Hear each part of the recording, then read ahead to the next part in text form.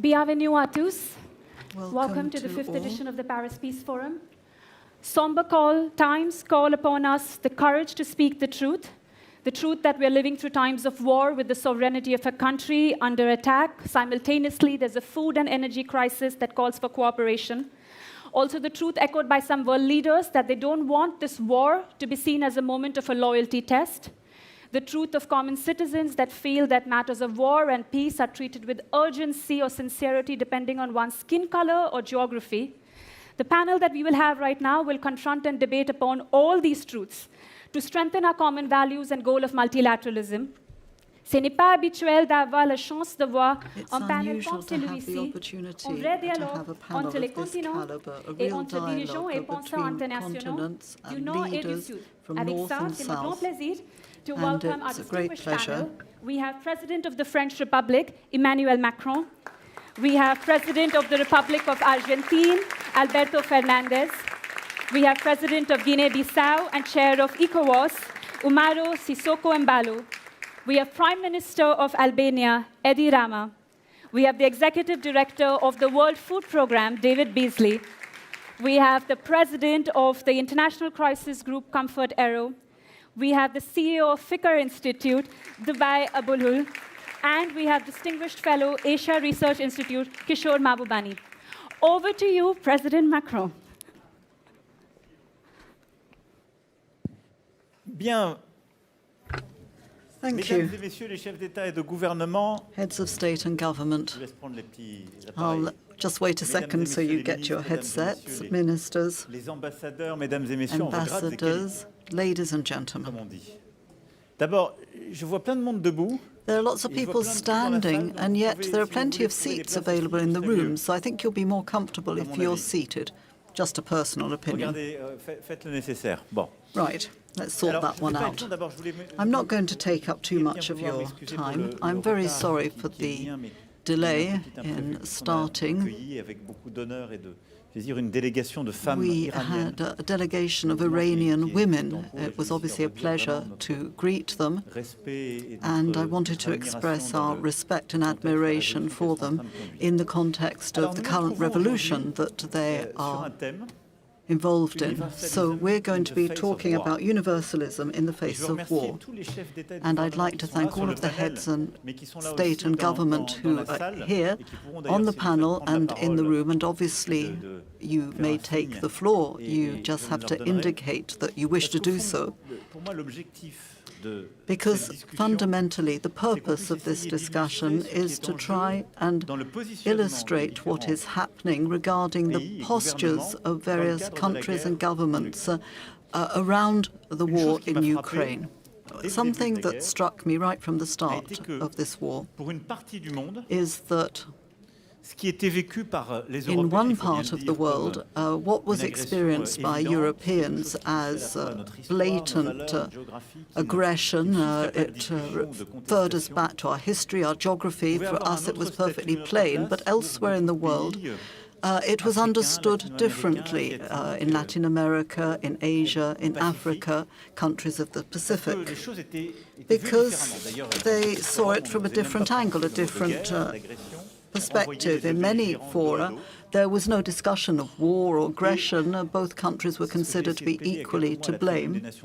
The United Nations recently, I tried to explain that there's a real risk here for the Ukrainian population, for our values, obviously for ourselves. But over and beyond that, there's the risk of division, a partition of the world. And I think, therefore, that it's very important for us to be able to discuss what is playing out in this context of war and the importance of retaining the unity of the international community of our values and universalism. We need to listen to each other to try and understand and to do some advocacy. I was very struck by the fact that many countries in the South blamed the West and the Americans to have a double standard when talking about universalism. They say that you use this word, universalism, to justify what suits you.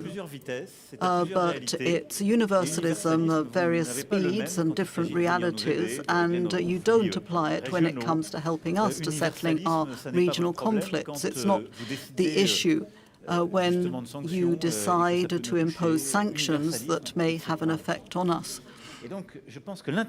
So this panel is a good opportunity for us to have a frank exchange about how you see the war, how the international community should respond to the premises and the consequences of this war, and also to understand what we mean by universalism and how to build a more tangible, a more effective and really universal universalism, perhaps less Eurocentric. Probably less Eurocentric. So this was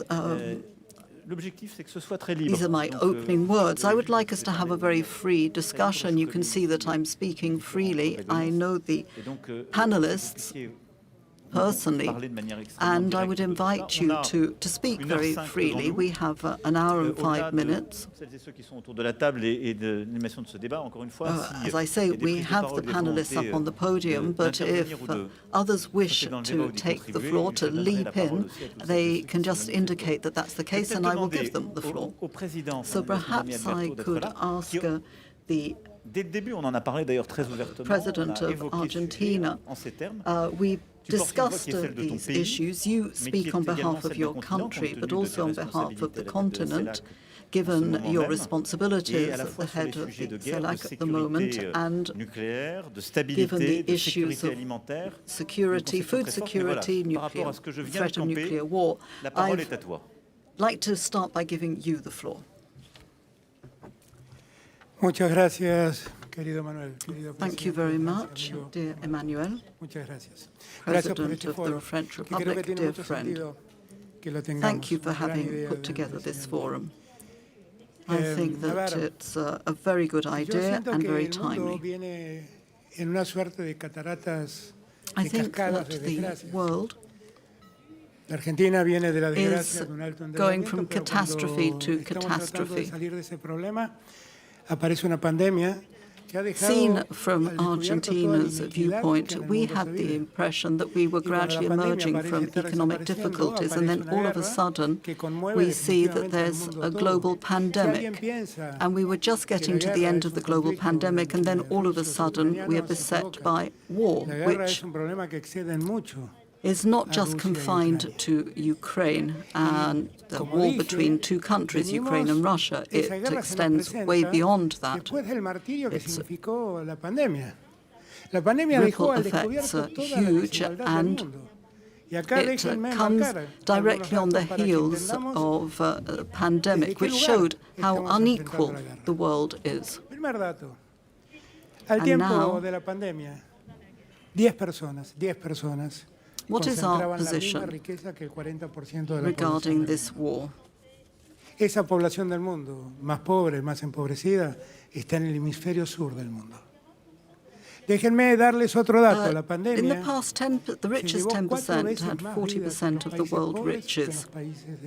And the pandemic killed 4 times more people in poor countries than in developed countries. Poor countries are mainly in the southern hemisphere, so we see these glaring inequalities.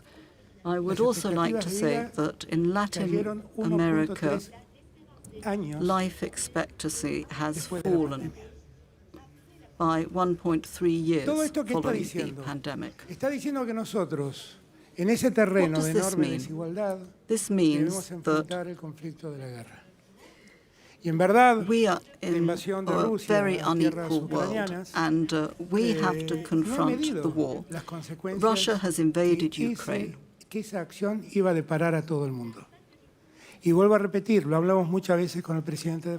And there's a huge indifference regarding the consequences that this would have for the rest of the world.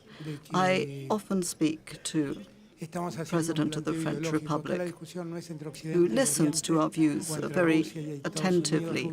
It's not an ideological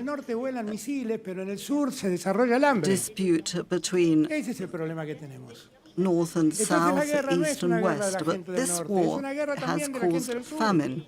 Porque los It's costos de esa not guerra la pagamos a nosotros. war of the countries of Cuando the la north, FAO it's nos also dice a war for the que countries va a of the haber south. The una countries hambruna of the que va a south are afectar a bearing the 300 brunt millones of the de war. seres humanos. The ¿Dónde FAO están has esos seres announced humanos? a famine En el that sur will del affect continente, 350 del million hemisferio, people. Where do en el those hemisferio people sur, en el live? sur del Well, mundo. they live in the southern hemisphere. Esos They live in the datos no countries of son the datos south. menores, son datos que reflejan la gravedad del conflicto. These figures are hugely Y frente a la gravedad del significant, and they conflicto, reflect how very vengo serious this planteando desde conflict hace mucho is. tiempo que ese conflicto debemos resolverlo entre Given todos. the Porque el gravity conflicto, of the insisto, situation, excede I a have Rusia, been a Ucrania, saying a Estados for a Unidos, while a now OTAN, that a we need to Europa. find a solution together. This El war conflicto goes ha well llegado beyond the al borders sur of del Ukraine mundo. or Russia. Y el The sur del mundo la pasa mal por este conflicto. powers of NATO Algunos or dirán, Europe, bueno, it affects el the whole conflicto está world, and generando particularly the un problema countries de of the seguridad south, alimentaria. who are really, as I say, bearing Vergüenza the debería brunt darnos of que this después de war. haber perdido más de 6 millones de The vidas por la war pandemia, has la generated misma major problems Organización of Mundial food de la Salud no security sabe si son 10 worldwide. millones de vidas las que se han perdido como consecuencia de la pandemia por muertes no The registradas pandemic adecuadamente. cost us 6 Vergüenza million debería darnos que lives. después de haber Now we're vivido eso, predicting el mundo that se the anime famine as a a result llevar of this war adelante will una cost 10 confrontación million bélica como lives. esta. We've been through the ¿Dónde está la pandemic. ética política How now que ve can the semejante war cope desastre with a y no conflict reacciona? like this? Vergüenza debería darnos. In what way is politics ethical? Alguno dirá, We bueno, see pero what's Argentina, happening and we América don't Latina, respond. es We productor should de be alimentos, tiene ashamed. una gran oportunidad por delante. Some people may Miren, say, no well, quiero tener una Argentina, gran Latin oportunidad como America consecuencia de produce una lots guerra. of food. They're Quiero tener la fortunate they oportunidad can de sell desarrollarme sin que haya this guerras de food por in the medio y sin que current gente context. muera I don't de por want medio. that kind of opportunity. I would like to be able to La develop misma my guerra country ha without desatado una crisis energética que en benefiting Europa se from vive más que en ningún the otro lugar. horrors of war.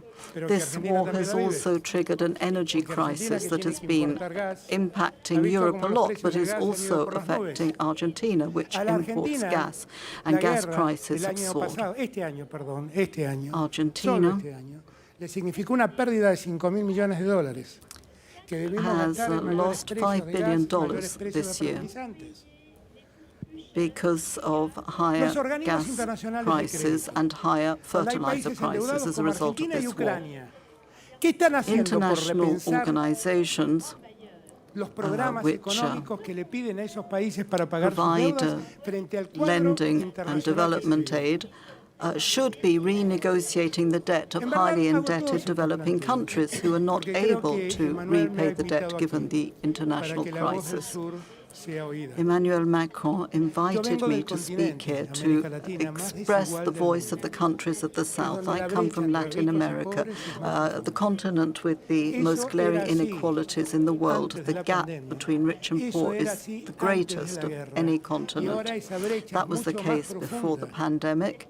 It como consecuencia was the de la case pandemia y before the como war. consecuencia de la guerra. Y lo que debemos And hacer es It's even reaccionar, truer today. es The reaccionar. divide is greater Es still. decirle Following a the los que están en pandemic disputa and the outbreak of que this esa war, disputa what no es shall de we ellos do dos, about this? We must que esa react. disputa We must mata tell muchos countries más. in conflict los condena al that frío, this los war condena a la falta is de not something that energía, affects only them, condena a it la pérdida de affects trabajo, everybody los on the condena al planet. hambre. There is a shortage of quedarnos electricity, of Entonces, energy. en la We mesa, find it hard donde se to debe heat our homes. There are debatir going to be famines. la paz, We cannot simply en esa mesa el sit hemisferio sur by tiene and que watch estar what's sentado, happening without reacting. porque el problema también es nuestro. We need to problema put in también place nos atañe a negotiations for nosotros. peace.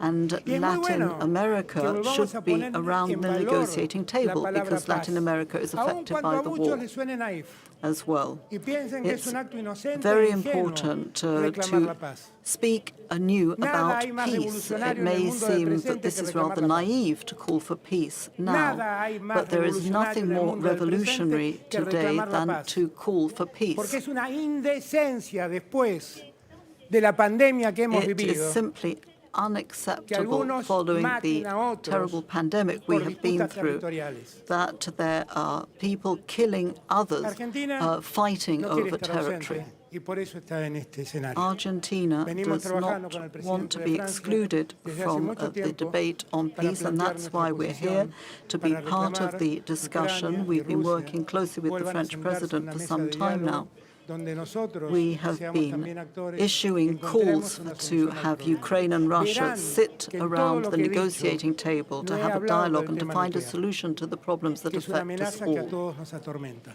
You will have Que alguien noticed pueda that I've usar not en mentioned the este nuclear conflicto threat armas yet. nucleares, It's o a que source of en este huge anxiety and conflicto se concern to puedan all of us. bombardear It could be used in this centrales de energía conflict. nuclear.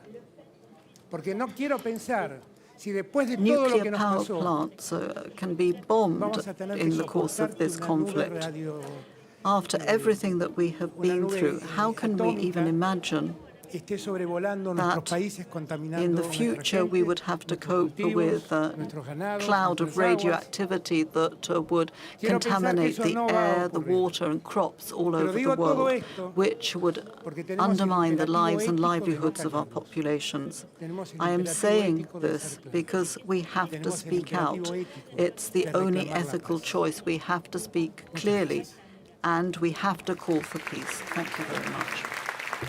Merci Alberto.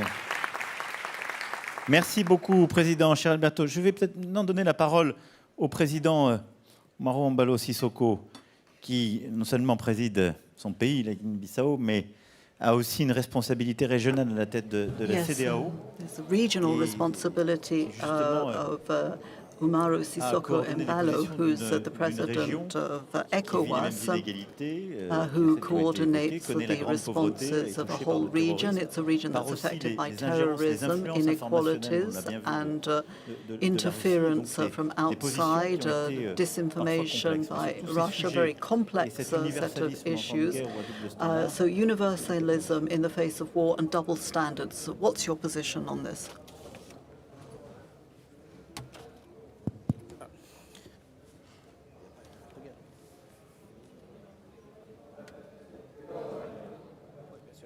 Muchas gracias, presidente José Macron.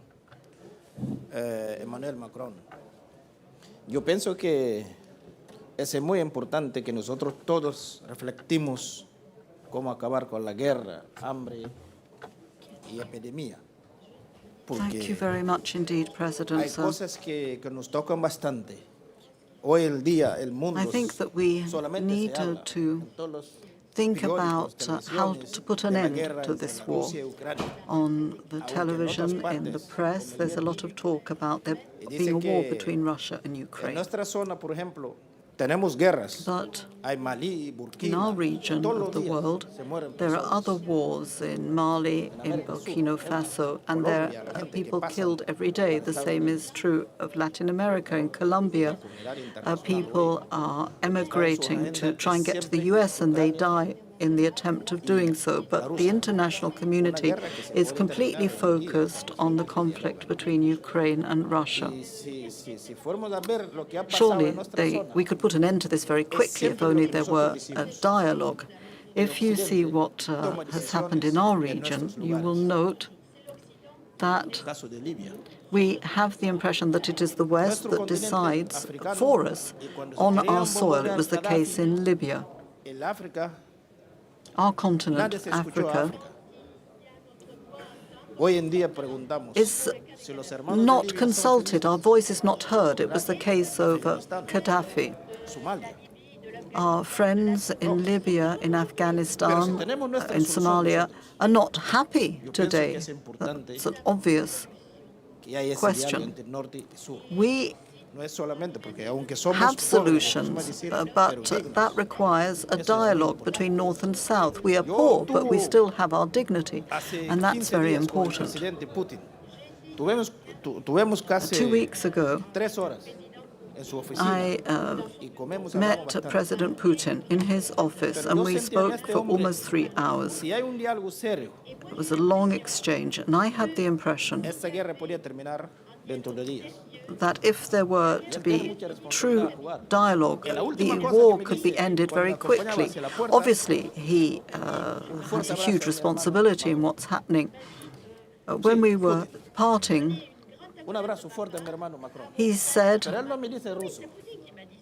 send my warm greetings to President Macron. Putin said that to me. He said, give him a big hug, my brother Macron, but those are the words he used. That's exactly what he said. Yo llegué también, muchas gracias. Yo llegué a Kiev, así 12 horas de I went to la Kiev. frontera de Polonia con Ucrania. Y cuando yo iba para Ucrania, yo dije a Putin, cuando estábamos 12 hours from the Polish oiga, border. nosotros estamos a comer así. ¿Y tú comes así con Macron? Yo le dije, sí, yo como también con Macron así, tiene comida. Pero no estoy con hambre. Nosotros no venimos aquí a pedir cereales. Putin said, are you going to be having lunch with President Macron? I said, yes, that's not the issue, though, is it? I want to express the voice of Africa, the voice of peace. Peace cannot be in the hands of a single continent. We also have to hear the voices of other countries. It has to be international. So I was saying, on the way to Kiev, I saw the destruction, the havoc that was wreaked by the war. I met President Zelensky, and I said, you have to talk to Putin. I told him, I said, I had the impression that Putin does want to negotiate, and I think that you should really talk to him. And that his brother, President Macron, could help in this process. Because Putin said, my greetings to my friend Macron. He said it several times, and that seems to me to indicate that President Macron can play a role in putting an end to this war. But this war affects the whole of Ukraine. But when I was in Moscow, I had the impression that people weren't directly affected by the war. And that's why, President, I think that when you talk to your European and American friends, that's great. Of course, you have to talk to them. But when you talk before the UN General Assembly, everybody should be able to express their voice, to express their opinion. Obviously, it's not easy for me when people ring me up and say, well, you have to make declarations that are in line with ours. You have to vote in line with us. But no, the world has changed. The BRICS countries really count. There are countries like Saudi Arabia, Venezuela, that will join with them. And Guinea-Bissau may do as well if in the future we find that we've got gas or oil. But what really counts is that there should be mutual respect. So we're speaking as two heads of state. And he said to me, we're speaking as equals. I'm your brother, you're a head of state, and I'm speaking to you like a brother. But it's not only having a feeling against France in Western Africa. No, that's not the situation. The problem of Libya has had very serious consequences for Mali, for Burkina Faso, for Nigeria. Saddam Hussein was also a necessary evil for his population. The populations were okay under his regime. So today I'm saying, well, are they happy without Saddam Hussein? Are they happy without Gaddafi? Even if they were people who were harmful. There was peace. And now, how are we going to acquire peace? Even if the world is unfair, Mr. President. I think that we mustn't forget COVID. Ever since there's been the war between Ukraine and Russia, COVID is off the radar. Nobody talks about it anymore, even though it's still ongoing, even though there are other countries that are suffering from it. And this is why juntos. I think that we have to all think together because to guarantee the safety of Europe, we can't do without Russia. Russia is important for safety in Europe, and that's why Putin said to me, Macron is important to put an end to this war. And you should tell this to Zelensky. And this is the feeling I had when Putin spoke about you. He spoke about you 3 times. And he said, give my friend Macron a big hug. He has a lot of responsibility to put an end to this war and to think about other countries, such as in Latin America. Because whenever there's a problem on one continent, you have to talk to people from other continents. We have examples from the FAO, Fiat Panis, which is their logo. And I think that Africa contributes to Fiat Panis. I will stop here because we also have to give the floor to the others, and above all, we have to listen to the representative from the World Food Program. And we have to see what we can do to stop this war and to pull the world out of war. Thank you very much. Let's continue. And let's move on to Albania, going from one continent back to Europe. And I thank Eddie Rama for being here today to talk about a country which knows what the price of the destabilization of a region is. In the Balkans, there are several heads of state and government of this region who have done us the honor of being here with us today. And I appreciate this greatly. First of Eddie. all, Mr. President, you are very brave to put a time limit and invite Latin Americans, Africans, and Balkan people. So this is really a chapeau. Chapeau. And I understand now why Putin wants to hug you. But trying to save some time for the other distinguished friends here, I want to jump to another subject that has to do exactly with the topic, but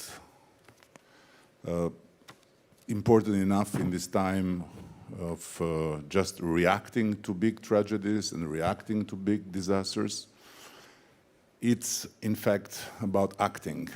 And it's about this idea of the European political community that was relaunched by President Macron, but in fact is not something totally new. It's a French-rooted idea since 18th century, at least, when someone called Abbé de Saint-Pierre thought about a European Union of states, including Russia, and including also countries that at that time were under the Ottoman Empire aegis. And just saying, this is the only way to have peace. And then, of course, the project didn't go very well, but it kept going to repeat itself as a vision. And then we had the European Union, and so on and so further, until François Mitterrand, again in '91, came back with the same idea to bridge between what then was the European Union and what was the rest of Europe. And when this idea was renewed by our host, many people and many countries thought that this was to escape the geopolitical urge of enlarging the European Union. But more time it went on and more time goes, more this idea seems to be a great idea. And I fully support it because we saw this unfolding right away after the war started, but also after we had a pandemic that demonstrated us in a very hard way that the lack of this bridge could create a distance, could create a tragedy of discrepancies between the rich and the poorest. And we saw the European Union behave like a federation of egoistic, rich countries that in face of the fear to die, ran away from also the responsibility to share what they had in their hands, namely vaccines, with others in the middle of Europe. And while for a long time we heard the mantra that we have to work with the Western Balkans, we have to work with these countries, they are troublemakers, and we are, by the way, but we need to engage them because otherwise China, Russia, Turkey will have their hands in that region. What happened? Without China, without Russia, without Turkey, we would not have survived the first wave of COVID because vaccines didn't come from the European Union. Vaccines came exactly from these three countries. And I think this served also as a boost of the idea that President Macron has launched since he came in office, frankly, that we don't need to wait for a disaster or for, let alone a war, to get together. And so this has started. I'm very hopeful that this will bring us further and this will get the right way to be articulated, to not be a repetition or a surrogate of the European Union integration process, but to be really a space where like-minded European countries get together and face the universal dramas and dilemmas. And I want to conclude by saying that we are in a painful paradox because on one hand, we have to face unconventional wars like climate change with all it brings with it. Food crisis, terrorism, immigration, and all this. At the same time, conventional wars do not allow us to face these unconventional wars that can completely destroy our humanity. So finding a balance between that is really a big, big challenge. But this is where it comes the lighter burden of being the Albanian prime minister and not the French president, because you don't have to resolve the problems of the world. So in that, you know, with that note, I want to say that so far the Balkans have succeeded to keep away, to stay away from this conventional war by being the most fragile part of the chain. So if we talk about the European political community and we are all there in the same time, we have our vulnerabilities because we know very well that in the Balkans, Russia has its biggest potential influence and can make the biggest disruption because of the division, historical division in the Balkans that is still there.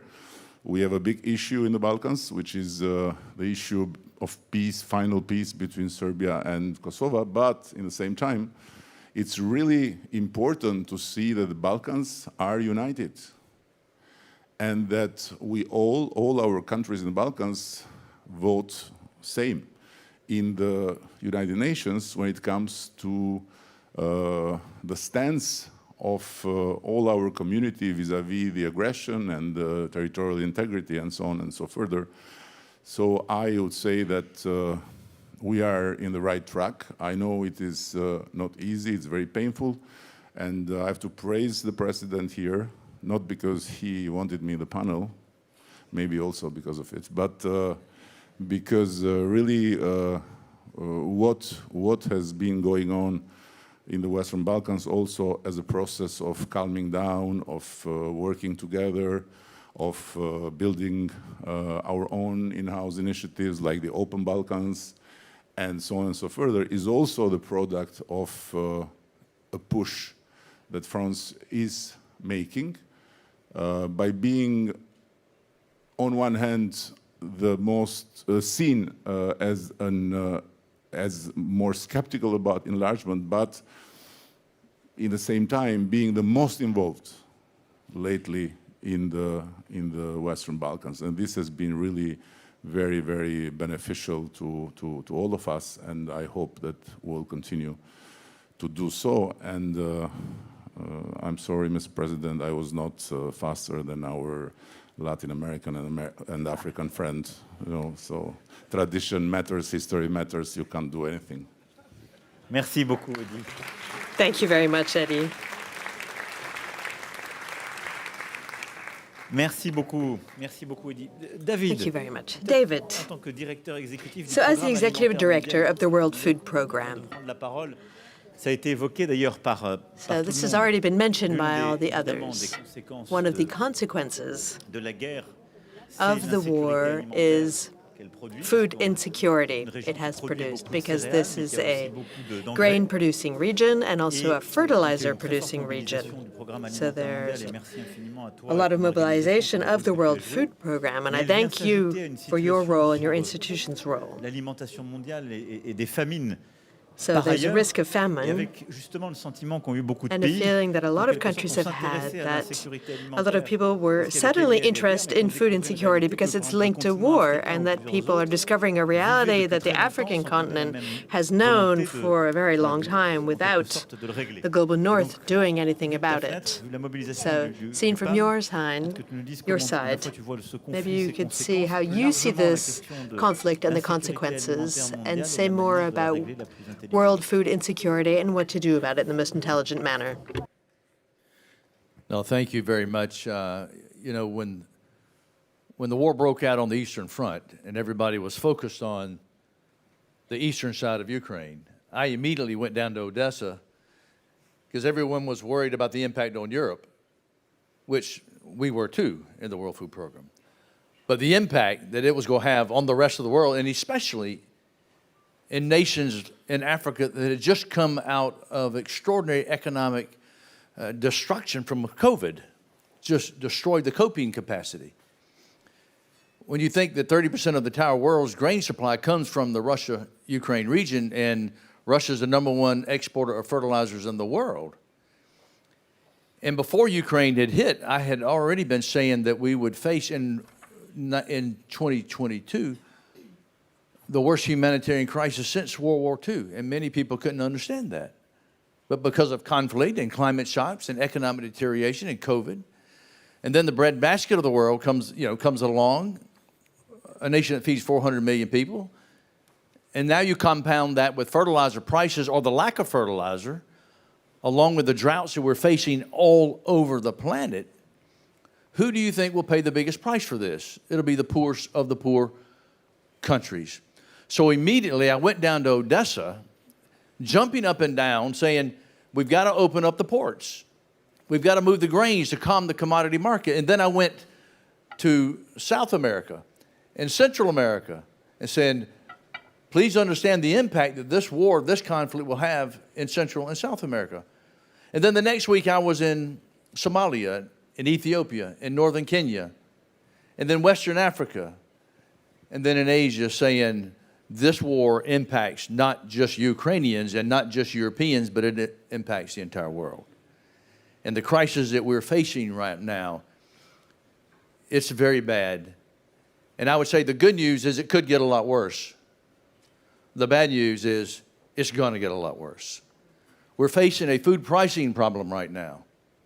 Next year, we'll be facing a food availability problem. So when we had the United Nations meeting in New York just a few weeks ago, and sometimes I get very frustrated with a lot of the global meetings and the United Nations meetings because there's a lot of just talk. Well, you had the most strategic meeting that I had the entire week, talking about practical solutions about fertilizer, knowing that if we don't move fertilizers, people will starve because 8 billion people on planet Earth depend upon fertilizers. 4 billion won't eat without the fertilizer. So you understood the practical impact of this conflict. And so it was the most effective, strategic, practical discussion about how do we solve this problem. I mean, I'm hopeful that we're going to have a major announcement, if not in minutes and maybe in a day or so. But this, what we will be announcing, would not have happened without the strategic voice of having practical meetings and discussions. And I could go on, like with school meals, and we all understand the impact when children don't have school meals, particularly in developing nations. And the impact that the poorest of the poor children around the world, who most of them, that was the only school meal they would get, only meal they would get of the day was at the school meal. And France's voice, President Macron, your voice in this matter is impacting people all over the world, because when children don't get a good school meal, children don't have a healthy diet, children can't learn, well, guess who's going to pay for that? The wealthy nations. And as I've said before, and I will say it over and over and over again, what we're facing over the next 12 to 24 months, as I'd mentioned earlier, when I took this job, there were 80 million people marching towards starvation. That number today, because of conflict and climate and COVID and Ukraine, is now 345 million people marching to starvation, not knowing where their next meal is coming from. Well, what countries do you think those are? Those are the poorest of the poor. Those are people with real names and real lives that are suffering and suffocating because of these double standards and the lack of the sharing of the wealth and providing solutions that are out there. But here's what's extremely troubling. Out of that 345 million, there are 50 million people in 45 countries knocking on famine's door. And if you want to know which countries will have famine and destabilize and mass migration in the next 6 to 12 months, that's where to start on those 45 countries. And we've got solutions. We've got the wealth out there. And while the world talks about mitigation, well, developing nations need adaptation to survive in the meantime. So, Mr. President, thank you for your leadership. The next 6 months, in my opinion, are absolutely critical. If the Black Sea Grain Initiative falls apart, I would like to probably conclude that you would probably pray for a recession and nothing worse. And so it must be all hands on deck right now, because the world is in trouble, and your leadership is needed now more than ever. So thank you. I could go on, but I think that's enough for the moment.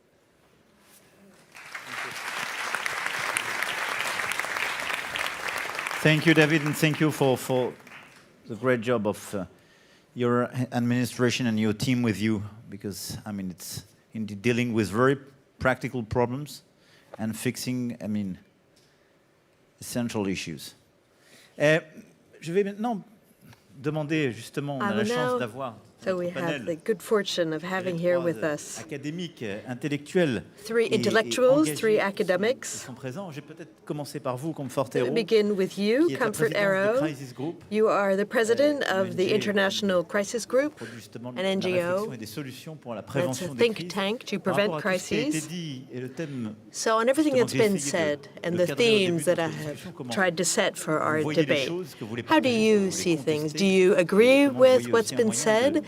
Do you not agree? And how do you see, what ways do you see to fight against this struggle in universalism? Thank you very much, President Macron. It's a privilege to be on the panel with so many heads of states and other colleagues as well.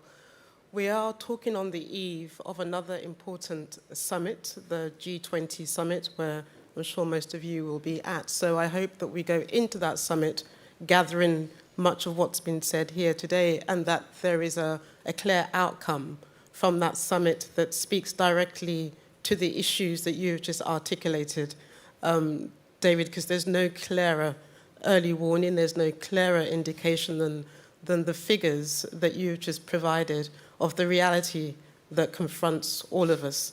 The world was dangerous before Ukraine, and before the invasion that happened on the 24th of February, and I think that invasion has accelerated a number of the trend lines that we saw before the invasion as well.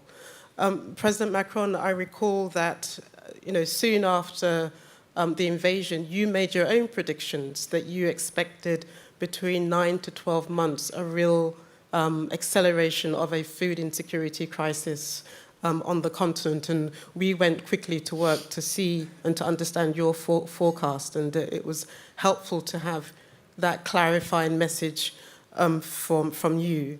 But on the question of universalism or double standards, I agree with everything that's been said. I think the chickens have come home to roost for a number of Western countries, quite frankly.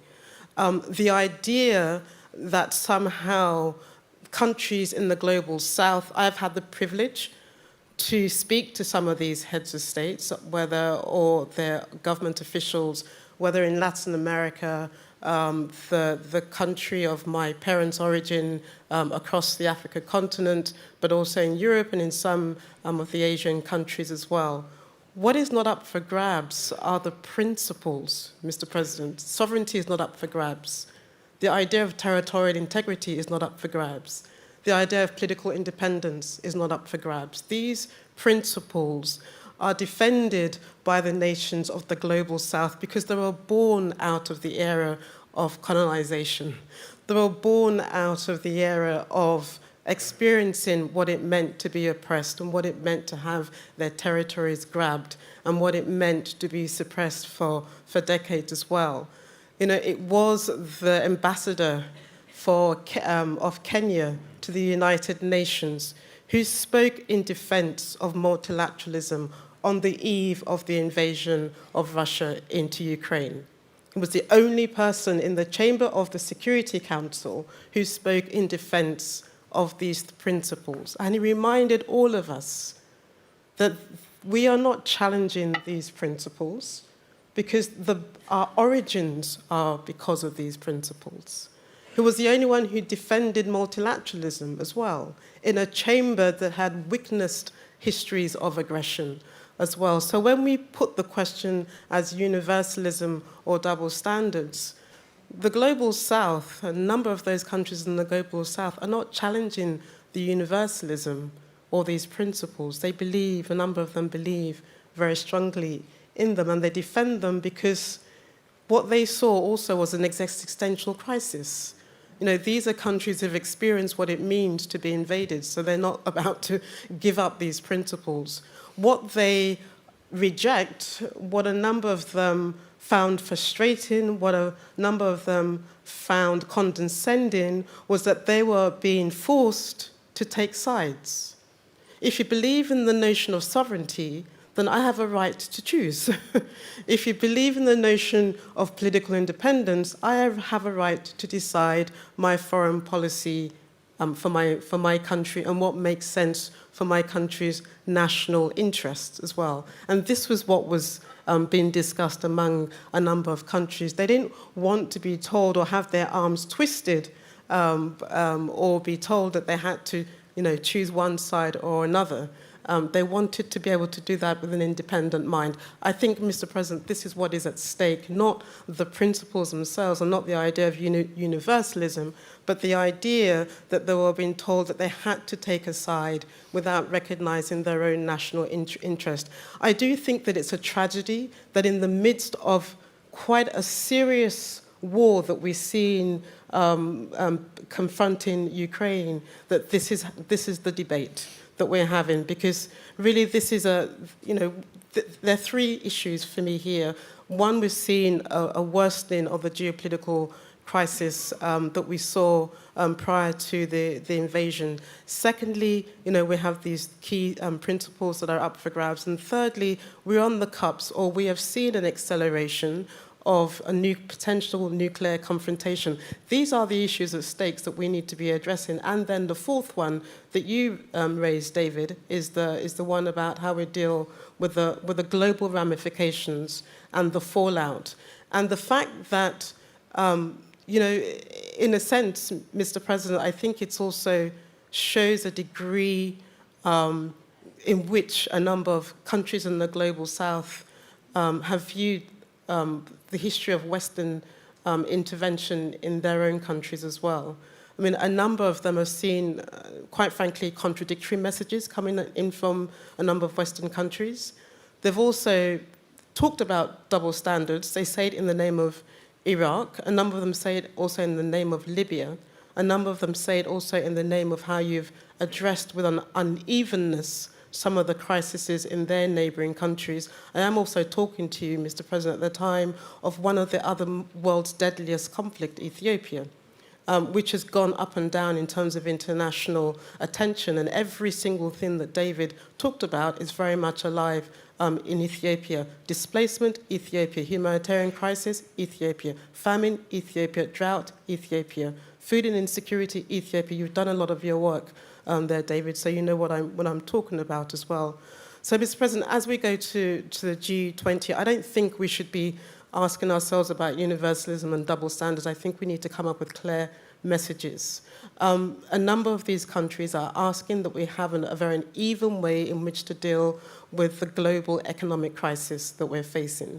A number of the poor countries are depending on organizations, institutions like the IMF and the World Bank to come to the table with very clear messages around how you're going to do with special drawing rights. A number of commitments were made by a number of the G20 countries to deal with the issues around the IMF and World Bank providing assistance to them. Is the G20 going to come up with a very clear message that deals with a number of these economic issues? So if you're asking for practicality to meet with what you said, David, I think that it behoves this panel to go with a very clear message to the G20 about what we're going to do to address some of these real-life humanitarian challenges that we're seeing way beyond Ukraine into other regions. But I really don't think that we should be questioning whether the Global South aspires to a number of these principles. They were born out of colonization, and of course they believe in sovereignty, political independence, territorial integrity as well. Thank you very much. Thank you, Confront. Let's shift to Kishore Mabhuwani. Going to Asia, I mean, Kishore is a great professor and dean for Lee Kuan's New School, most of them. What do the Asians think, to revert to a famous title, a little bit transformed? The president is referring to my first book, which is still in print after 25 years. The title of the book is Can Asians Think? ? And it's still selling. Mr. President, let me begin by echoing what everyone has said. And it's truly a great honor and pleasure to be with you. And I hope you don't blush if I say this, that you, President Macron, represent the last hope for humanity when it comes to saving multilateralism. And I want to emphasize that this is not me trying to flatter you. This is me trying to state a truth that cannot be stated. Number one, you sincerely believe in it. I've heard you speak many places. Number two, France is a significant country. And number three, let me emphasize that the principles of universalism, multilateralism that you want to defend are now under much greater threat than they've ever been since we launched the United Nations in 1945. Because the real invisible elephant in the room that no one has mentioned is that while the Ukraine war has clearly destabilized the world, let's be honest and admit that in the next 10 years, the defining geopolitical struggle is not going to be between the West and Russia. It'll be between the world's number one power, United States of America, and the world's number one emerging power, which is China. And if you think that the conflict within the West and Russia has shaken the world, just wait.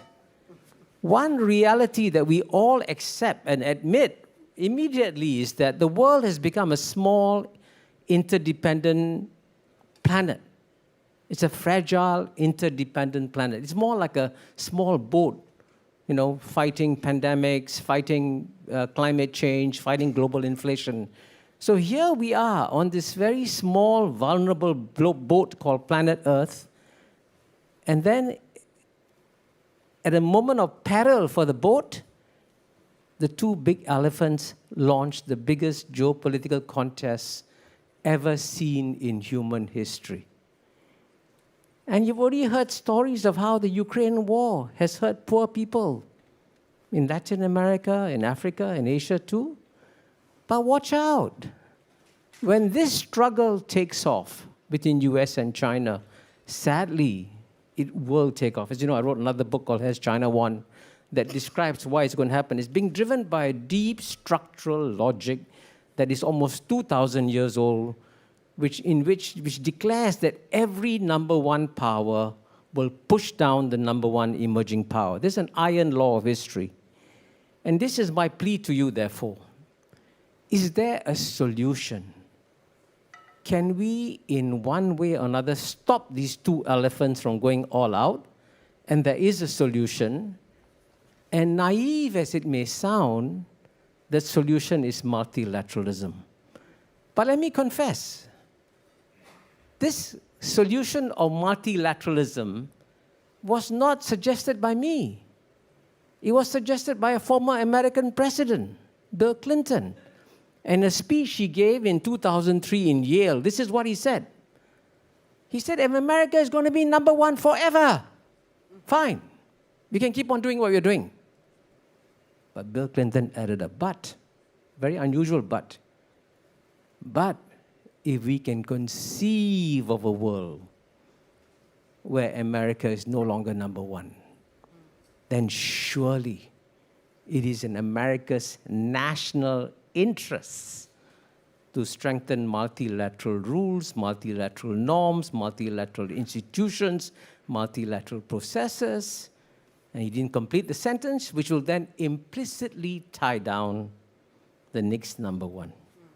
So one lesson I've learned after 33 years of diplomacy is never appeal to ideals, never appeal to altruism. Ideals and altruism get thrown out of the window when the iron laws of geopolitics arise. So appeal to self-interest. And I think only you can try to persuade Washington, D.C. and Beijing, by the way, both of them, that perhaps even the two of them may be better off if they take a pause on their geopolitical contest, step back, and see whether there is a more rational way of managing the world in such a way that they don't have to end up in a zero-sum contest. Because when the zero-sum contest begins, you've already seen what's happened between the Russia and Ukraine war. It's going to affect all spheres of your life. You want to buy a phone? Buy a Huawei. You get slapped from Washington, D.C. Every decision you make, you get slapped. So therefore, it's important to do the best we can now to promote multilateralism. And this is why I mean it quite sincerely. We are counting on you, Mr. President.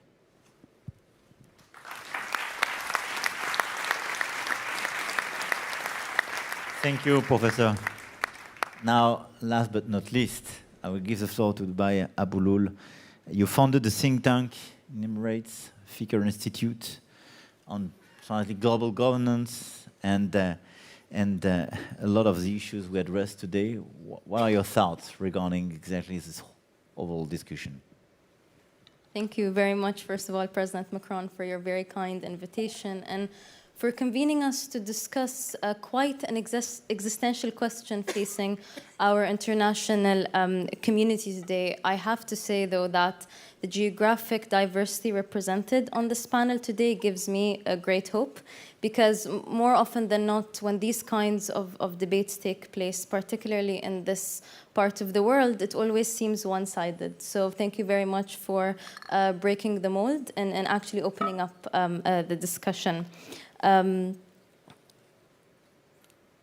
Growing up in the Middle East, for some reason, it always seemed that the word global has been too closely synonymous with the word Western. So no matter how much we aspired to contribute to global issues like climate change, like women's rights, like avoiding the next financial crisis, it always seemed like we were cornered into a position where we had to look like the West for us to be considered good enough to become global citizens. So that represents quite a lot of frustrations from our region. And I have to say, I am a multilateralist. I believe that multilateralism should not just be a policy preference. It is, in fact, the only way forward. But we also have to honestly address the growing wave of skepticism towards globalization, the growing skepticism towards universalism, and not to always equate that with populist narratives or far-right rhetoric. There are very valid criticisms that we need to address in order for us to truly have an international community that is representative of us all. And on that, I would like to share 3 ideas at the top of my head that we can hopefully unpack in more detail throughout this panel and beyond. And the first one is, and I think that is the most obvious in the Middle East, is the unequal weight given to different crises and conflicts around the world based on purely where they are geographically located. Why is it that when a crisis erupts in the Middle East, for example, we all should just consider it, a daily headline in the news, or we just scroll past it on Twitter while we still have Twitter as we know it. But when something erupts perhaps closer, when a crisis of an equal scale erupts closer to Europe, that is automatically considered an international crisis, an international priority. And the issue is not just the unequal weight given on placed on how critical a crisis is. It is the unequal weight placed on human life that is getting increasingly harder to ignore. The second idea is how multilateral institutions, which are tasked with protecting the best interests of our international community, aren't actually representative of the entire international community. So the power dynamics that govern our multilateral institutions today are not reflective of the realities of 2022. They still echo the power dynamics of 1945.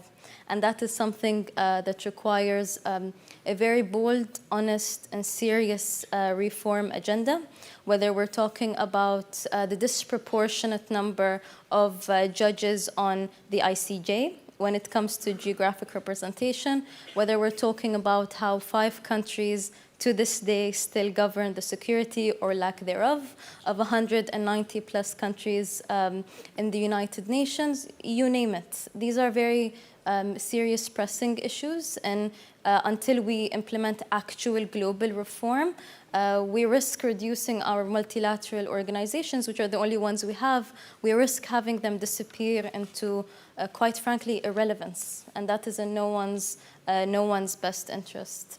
And the third idea, and last that I would like to leave you with, is a very strange dichotomy that I've noticed growing in Western media and in Western rhetoric, which is a very binary view of the world.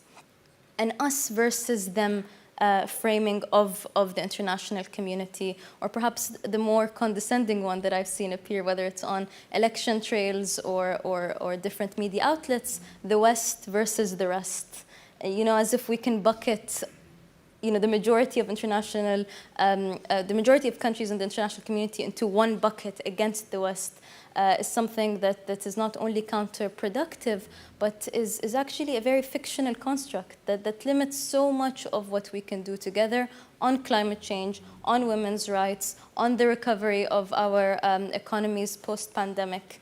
So it is within these limitations that we need to honestly debate and honestly discuss, and only then can we actually have true universalism that benefits all of the international community and not just one region over the other. Thank you.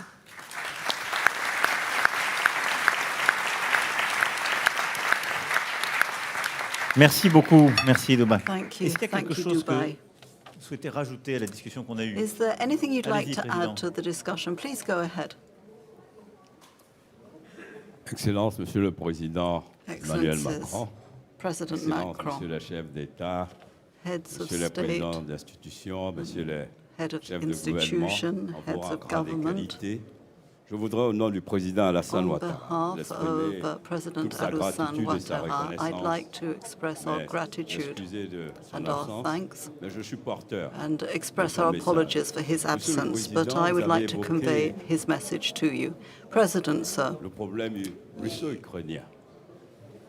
Je voudrais d'abord saluer you ce forum mentioned qui the arrive à problem propos, qui épouse of un Russia contexte, and Ukraine. contexte qui doit nous amener This à is aider the le monde entier à context relever we les are défis in, and it's a broader context. We also need to rise to the challenges of food insecurity, climate change, a new economic order which is taking shape, a new geopolitical order that's taking shape. Nous devons faire President, face, sir, nous devons refuser we le repli have to identitaire. Nous devons refuse refuser to le turn repli des inwards pays and plus be que jamais. inward-looking. La We must mutualisation de nos refuse forces this. We need doit more être than donc, ever before to au pool rendez-vous. our Monsieur le strengths. Président, je voudrais proposer President, I would l'aube like to suggest du G20 on the eve of the G20 that our continent, que Africa, la guerre russo-ukrainienne be heard. a amené We l'Europe have the war between Russia and Ukraine, which has led Europe to use gas more de sa couverture and rethink énergétique its est à peine sources à of 50% energy. de couverture. If you look at self-sufficiency, it's at about Nous voilà dans 50% cette transition énergétique for the continent of Europe. But we're talking about the energy transition, and we're being asked to use less gas, less fossil fuels, Aujourd'hui, nous voulons effectivement l'énergie because renouvelable. we want to Monsieur le focus more Président, on renewable energies, of course. L'énergie, cette crise énergétique. But this qui frappe energy de plein fouet crisis l'Afrique, is même si nous sommes loin hitting de cette Africa guerre. very hard, Cette crise although we're a long way sécuritaire et from alimentaire the qui frappe de plein fouet battlefield. l'Afrique The a food aujourd'hui crisis amené is beaucoup hitting de nos Africa pays very à hard, connaître and une it inflation means that galopante. many of our countries are now faced with a huge surge inflation that our economies cannot cope with because our economies are not strong enough to Hier, on parlait limit du fonds de that global solidarité. inflation. There was talk about of a solidarity fund in the face of climate change, Au Pakistan, flooding ici et là, in en Pakistan France, and au Japon, en elsewhere, in Afrique. France, in Japan, Mais in Monsieur le Africa. Président, cette volonté que But, vous affichez, President, cette you volonté announced que that vous you affichez are de voir un determined autre monde, to bring ce monde about a égalitaire, new world, a world sans that is more revenir dans le equal, passé, de ce without que going, l'autre continent a stepping vécu. back to Mais the aujourd'hui, past plus que and jamais, il faut que our l'Europe, past experiences. But if les that's to États-Unis, happen, nous avons then vu les milliards qui ont été Europe débloqués and the pour l'Ukraine United States depuis will cette have to crise. provide more funding. We've seen how Mais very la much guerre funding, russo-ukrainienne billions have been est un quotidien provided to vécu en help Afrique. Ukraine in this war. C'est ce que l'Afrique But vit Africa chaque jour. is very hard hit by the plusieurs de nos consequences pays. of the war between Monsieur le Ukraine and Président, Russia. We are suffering because of l'Afrique this war. a besoin President, que Africa needs l'égalité, le traitement qu'on peut faire pour l'ensemble de ces pays en crise, a fair approach. Mais The l'Afrique a efforts to be made to l'opportunité help aujourd'hui. countries in crisis must be C'est extended to Africa. cette croissance exponentielle que nous avons connue We're- à travers la digitalisation. We've seen Et je pense exponential que c'est une growth because opportunité of que nous devons digitalization, and I saisir. think that that is a golden L'économie numérique opportunity. The peut être un digital moyen de former encore economy plus notre jeunesse. can be a way Parce que to nous avons better 70% train de notre our population youth. qui est jeune. 70% of our population is made up of young people. It's an opportunity, but it could be a danger if we're not careful in the future. President, sir, I will stop there. I would like to say that this forum, your forum, is an opportunity, and once again, I would like to express warm greetings from President Ouattara. Thank you very much indeed. Je nous avais donné 1 heure et n'en déplaise mon ami Edi Rama, nous avons tenu hour, les délais. and whatever Edi Rama says, we have kept to that hour. But no, just before you leave, I just wanted to ask you on behalf of everyone, I guess, because it started with Hug Putin, it continued with continue help the Balkans, and it went up, please save the humanity. So how you feel about it?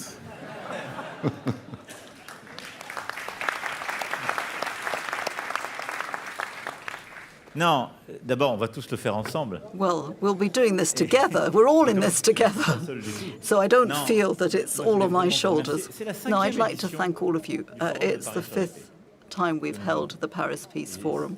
Vraiment, j'aurai l'occasion de le faire tout à l'heure, mais je veux remercier And I really would like to le président et toute l'équipe pour le thank travail qu'ils ont fait. President and the whole team for the tremendous job of work that has been done. And thank all of you, each and every one of you who've been here.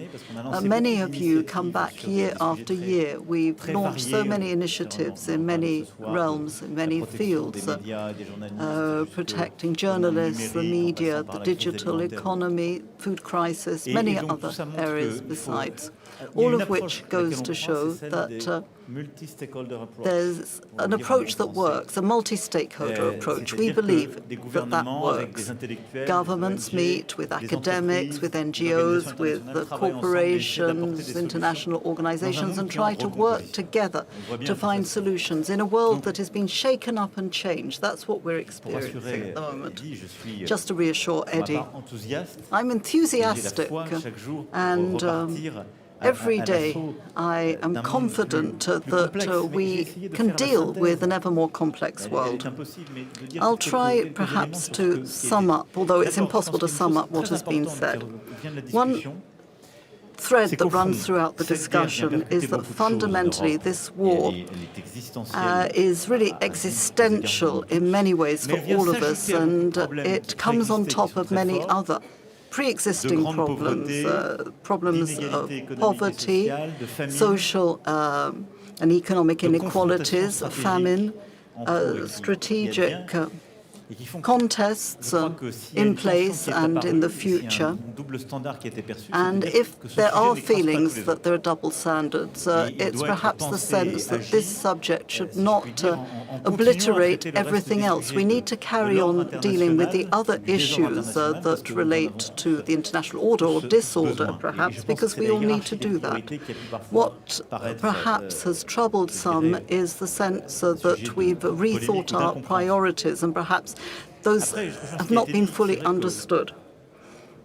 Au fond, le moment que nous vivons, this point in time un moment de grand paradoxe parce que is one that's beset by contradictions. There are very many reasons for us to be divided. There is a new contest between the United States and China that is restructuring the world, but we're also coming back to conflicts of the past between Russia and the West, of the end of this Cold War, which has not really been fully digested and assimilated.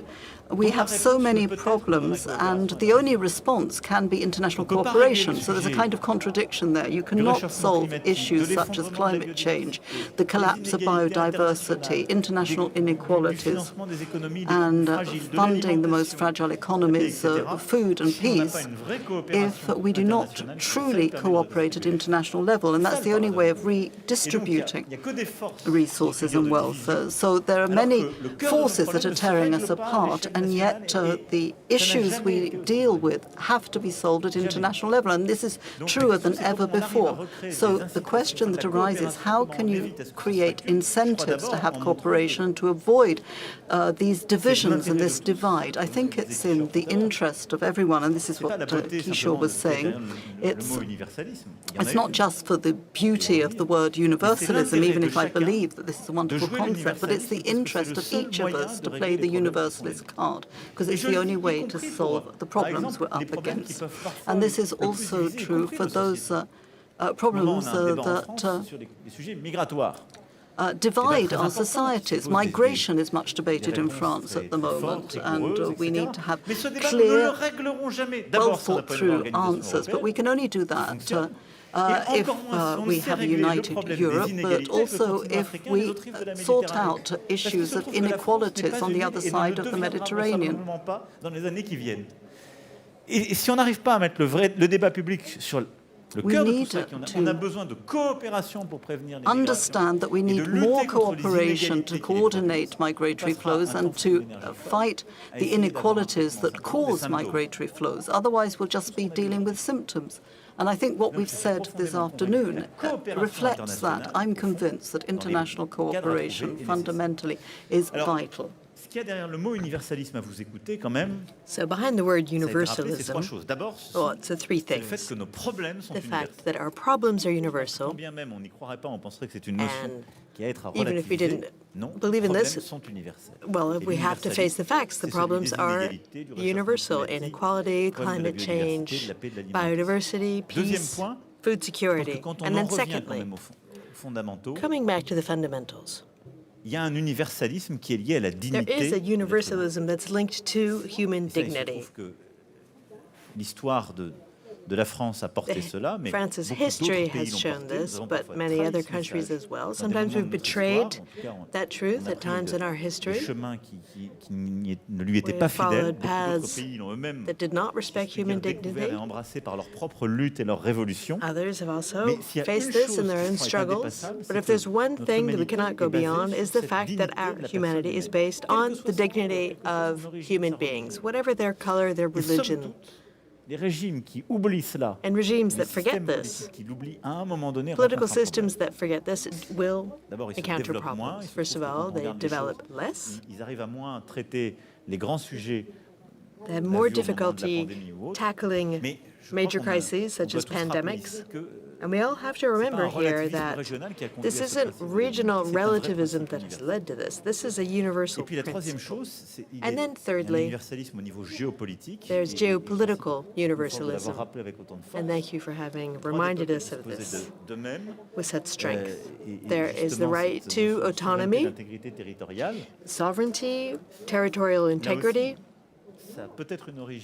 Again, maybe this originated in Europe, but post-colonialism that defended it for their own selves, and non-aligned people who have also defended it for their own selves. So there's no possible peace if we do not defend those values. Universalism are shared principles. And what can undermine this, listening to you, is when there are double standards in effectiveness. What I found striking in what all of you said from different continents is that you all agreed on the fact that universalism and the principles that I just mentioned, values and problems, but there are doubts when the international community doesn't mobilize in the face of a problem in one part of the globe or in a different part of the globe. So it's the effectiveness of our response and what we mean by universalism that can undermine our credibility. The only way to solve the paradox between a risk of fragmentation at a time when we should all be working in the same sense and the crisis of universalism would be to have effective responses. And how can we do this? Well, I truly believe that we have to increase effective multi-stakeholder approaches. Continuing the work that we're doing here in this forum, coming up with solutions created by stakeholder coalitions for the climate, for biodiversity, here within the Paris Peace Forum, where we set objectives and we get results all together. Governments, civil society, businesses. All together, we have to have an effective multi-stakeholder approach. And to do that, we have to reform our institutions. You said this very well. Internationales qui ne représentent plus, comme elles ne sont plus le reflet d'un équilibre, elles deviennent not just to reflect. If they don't reflect a balance, then they become ineffectual. We create blockages ourselves, and we don't overcome crises, whereas that's what our institutions are supposed to do. So we need reform. We have come to a moment where we need to reform our international financial institutions. Inequalities between North and South that were present before COVID, but which worsened with COVID, are now hitting the African continent, Latin America, Southeast Asia, the Pacific, mean that we do have to reform our institutions, from the IMF to the World Bank. In the face of these inequalities which have worsened, post-Covid, à cause de la dérégulation in redistribution, because of the deregulation of financial capitalism, liée à la tech, et à cause également worsened by technologies. And now the COP is showing with the debates on the losses and harms due to climate change. And we have a responsibility towards the South, and this is de ce multilatéralisme. Et puis, ça a été dit aussi, et je finirai là-dessus, c'est la capacité à avoir des instances régionales qui fonctionnent. Regional bodies that work. Ça a été dit, c'est ce qu'on essaie de faire avec la communauté politique européenne. La Géorgie, je parlais du Balkans, Georgia and the Balkans, the Caucasus is also at the heart of our preoccupations. Ces perspectives européennes qu'on a reconnues, cette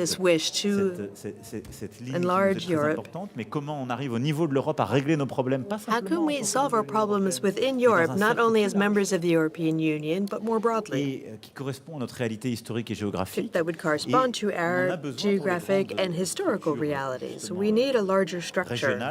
Et le rôle que à la fois la CEDEAO mais aussi l'Union africaine peut avoir. And ECOWAS and the African Union can play roles in showing us how to coordinate such bodies. Because when we face a crisis, if we want to have multi-stakeholder approaches which are effective and don't only entail conflict between the two major powers, we need regional bodies which are legitimate and which can create responses amongst peers. And I'm more and more struck by the fact that the only way to obtain effective political results is to go through regional bodies.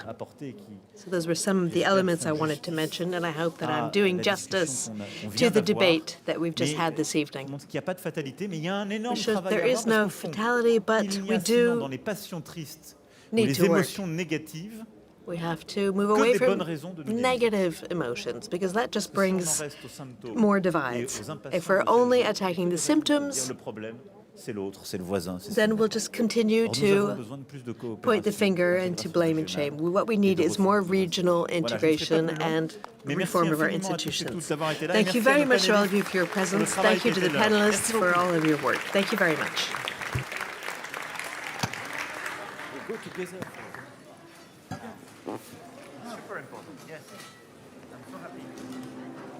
¿Sabe cuánto te compran en español? Habla español, ¿cómo lo usas?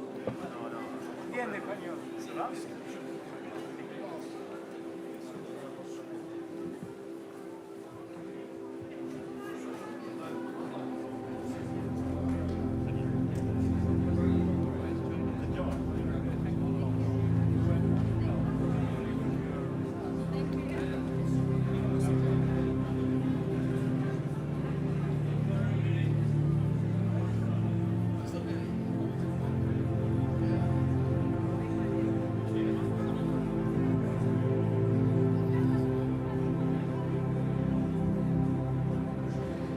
Ladies and gentlemen, the exit will be done upstairs. Please move upstairs to go out. Mesdames, Messieurs, s'il vous plaît, montez les escaliers pour sortir.